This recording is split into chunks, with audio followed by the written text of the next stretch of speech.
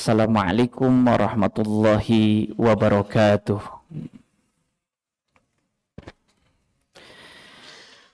Alhamdulillahilladzi arsala rasulahu bil huda wa dinil haq liyudhhirahu 'ala dini kulli wa kafa billahi syahida. Asyhadu an la ilaha illallah wa asyhadu anna Muhammadan abduhu wa rasuluh la nabiyya ba'dah.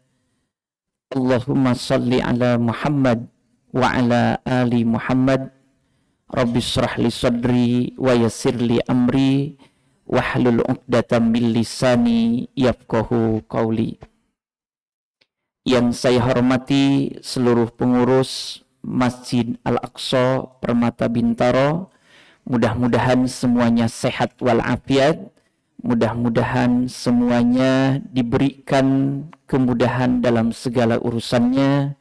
Yang saya hormati seluruh jamaah Masjid Al-Aqsa Permata Bintaro, bapak-bapak, ibu-ibu, para remaja, anak-anak sekalian, mudah-mudahan kita semua bisa memaksimalkan dalam ibadah pada bulan suci Ramadan ini.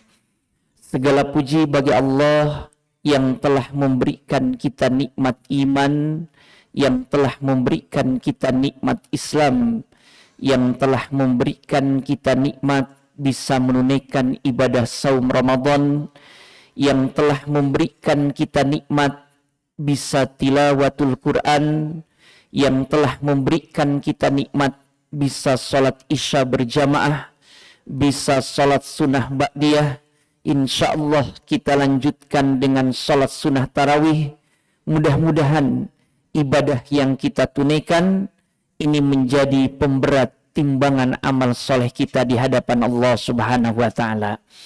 Salawat berserta salam kita curahkan kepada Nabi kita, yakni Habibana wa Nabiyana Muhammad sallallahu alaihi wasallam. Apa kabar bapak-bapak, ibu-ibu, sehat semua? Alhamdulillah, tidak terasa pada malam ini kita sudah memasuki malam yang ke-20. Betul Ustaz ya?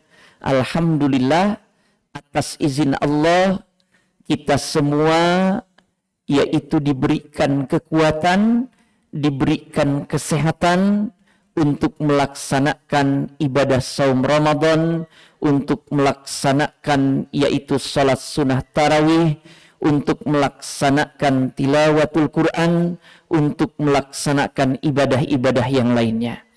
Bapak Ibu sekalian, jamaah Masjid Al-Aqsa Permata Bintaro yang Allah muliakan, kita sering membaca salah satu ayat yang sering kita baca dan ini menjadi pengingat bagi saya. Ini ayat yaitu dalam surah Al-Ma'un. Sering kita baca, ayatnya adalah A'udzubillahi minasyaitonirrajim. Bismillahirrahmanirrahim. Ara'aitalladzi yukadzibu biddin. Apakah kamu tahu siapa yang mendustakan agama?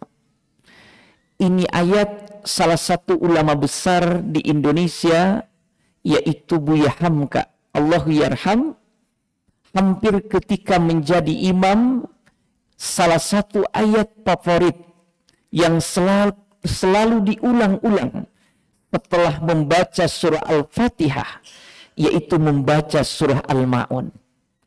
Dan ternyata suatu saat makmumnya bertanya, Buya, kenapa Anda ketika menjadi imam yang dibaca setelah membacakan surah Al-Fatihah, yaitu sering mengulang-ulang membacakan surah Al-Ma'un?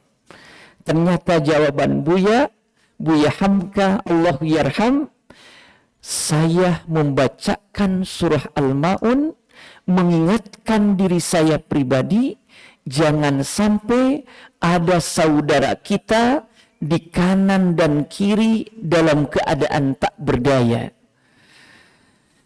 Kalau kita lihat dalam yaitu surah Al-Ma'un, sampai Allah mengingatkan kita Allah memberikan pengingat bagi kita.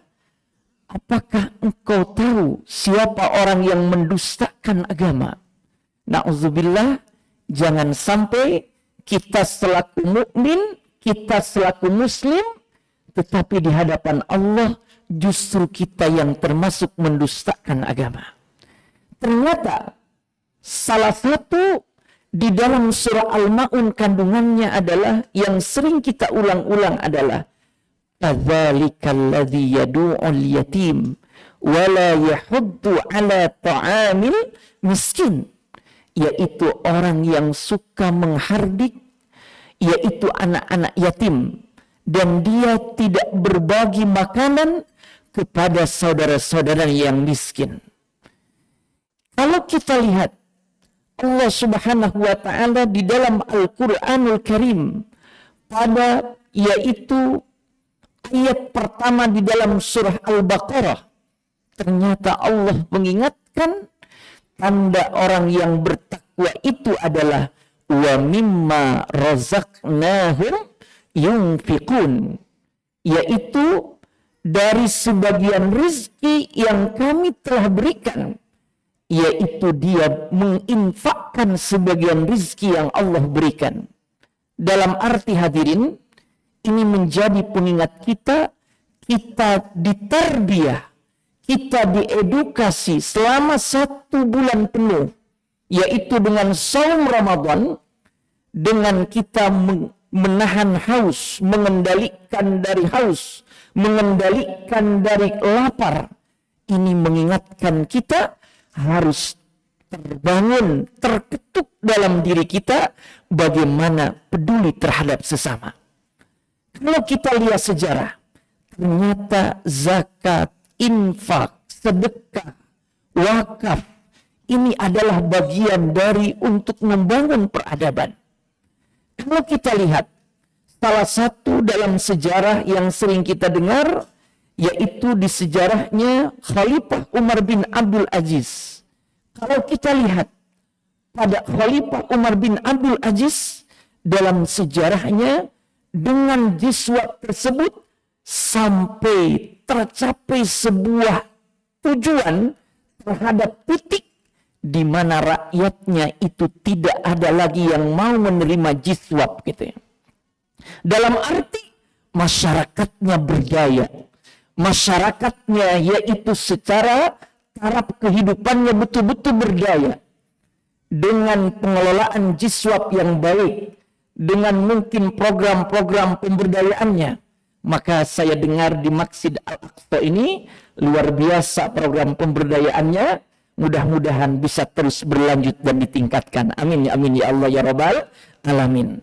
Bapak Ibu sekalian, jamaah Masjid Al-Aqsa yang Allah muliakan, jadi ketika di zamannya Umar bin Abdul Aziz, yaitu ketika diamanahi sebagai khalifah, Umar bin Abdul Aziz merubah sebuah kebijakan yang mana mengembalikan yaitu harta negara yang disalahgunakan dan diperbaiki sistem yaitu perekonomiannya, dibangun dengan sistem yaitu jiswab tadi, zakat, infak, sedekah, wakaf dan lain sebagainya. Kalau kita lihat salah satu, kalau kita lihat dari wakaf di negara yang sering kita dengar yaitu Mesir, ada salah satu universitas tertua di dunia yaitu Al-Azhar. Al-Azhar itu mampu memberikan yaitu beasiswa kepada ratusan ribu mahasiswa-mahasiswi. Ternyata itu adalah bisa memberikan itu adalah dari wakaf produktif yang dikelola dengan profesional, dari wakaf produktif yang betul-betul berjalan dengan baik dan memberikan manfaat yaitu untuk program pemberdayaan, salah satunya dalam bidang pendidikan. Khususnya negara Indonesia saat ini yang diberikan beasiswa untuk mahasiswa-mahasiswi di Indonesia, yaitu warga negara Indonesia yang berada di kampus Al-Azhar, kurang lebih 15.000 mahasiswa-mahasiswi. Masya Allah. Jadi kalau kita lihat dalam sejarah, pada zaman yaitu zakat di eranya yaitu Abbasiyah. Masya Allah, ketika di zaman Abbasiyah, yaitu fokus, yaitu dari jiswab itu untuk membangun rumah sakitnya, untuk membangun yaitu peradaban perpustakaan yang terbesar. Salah satunya adalah di Baghdad ketika itu. Sehingga Baghdad ini menjadi sumber ilmu pengetahuan. Dalam arti hadirin, ternyata kenapa Allah meletakkan pada paragraf pertama di dalam surah Al-Baqarah itu tanda orang yang bertakwa, yaitu wa mimma razaqnahum yunfikun, dari rizki yang kami telah berikan mereka infakkan. Tentunya salah satu PR kita bersama adalah bagaimana dari bulan suci Ramadan spirit untuk berikhtiar merubah dari tak berdaya menjadi berdaya, dari non muzaki ke muzaki, dari mustahik ke muzaki. Ini adalah program yang harus mungkin lembaga laznya, program di masjidnya untuk berjalan dengan baik, karena ini adalah bagian dari untuk membangun peradaban. Sampai salah satu hadis yang sering kita dengar, yaitu fadilah bagi orang yang menginfakkan, yaitu sebagian hartanya, yaitu Rasulullah Shallallahu Alaihi Wasallam menyampaikan salah satu 7 golongan manusia yang akan dinaungi kelak pada hari kiamat, kata Rasulullah, di mana tidak ada yang bisa memberikan naungan kecuali naungannya Allah Subhanahu Wa Taala. Salah satunya adalah wa rajulun tasaddaqa bisadaqatin fa'arfaha hatta la ta'lama shimaluhu wa ma tunfiku yaminuhu, yaitu seorang laki-laki atau perempuan, bukti ketulusannya dia menginfakkan, dia mungkin mengeluarkan zakatnya, dia mengeluarkan wakafnya, dalam arti seolah-olah tangan kanan memberi, tangan kiri tidak tahu, karena yaitu dia memberinya dengan niat yang tulus. Jadi para bapak, para ibu, jamaah sekalian, bulan suci Ramadan sudah malam yang ke-20 ini. Mari kita momentum untuk mengeluarkan sebagian harta kita.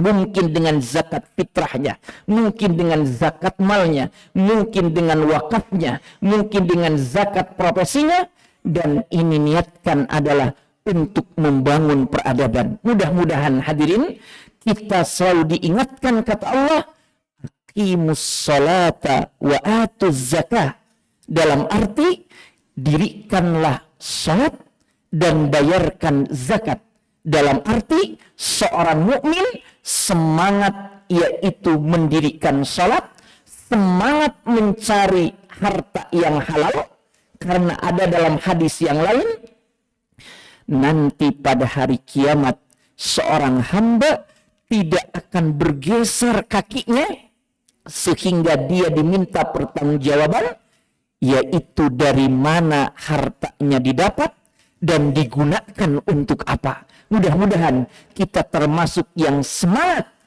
untuk mendapatkan harta yang halal dan digunakannya pun untuk berbagi terhadap sama, bagian dari untuk membangun peradaban. Mudah-mudahan peradaban ini salah satunya lahir dari Masjid Al-Aqsa yang ada di Permata Bintaro. Terima kasih. Assalamualaikum warahmatullahi wabarakatuh.